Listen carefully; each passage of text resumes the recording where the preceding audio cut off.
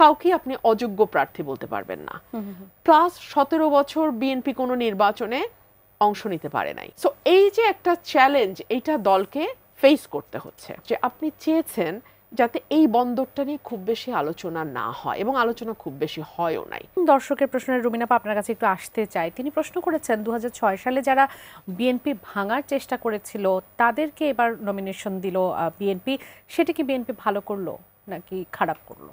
দেখুন, 1/11-এর পরে 17 বছর পার হয়ে গেছে, এবং এর মধ্যে আওয়ামী লীগ ভোটে বিনা ভোটে 3বার রাষ্ট্র পরিচালনার দায়িত্বে ছিল।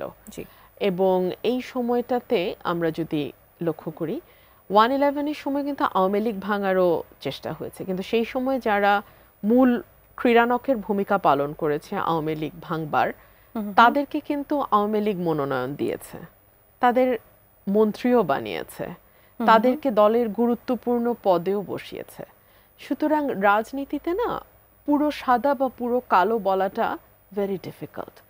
হয়তো দেখা যাচ্ছে যে আওয়ামী লীগ যে বিবেচনা হয়তোবা সেই সময় নিয়েছে, যে 1/11-এর সময় সে ষড়যন্ত্র করেছে হয়তোবা, কিন্তু তার জনপ্রিয়তা হয়তো এলাকায় আছে, কিংবা তার দক্ষতা হয়তো আছে, যেটাকে আওয়ামী লীগ মনে করেছে আওয়ামী লীগ কাজে লাগাতে পারবে।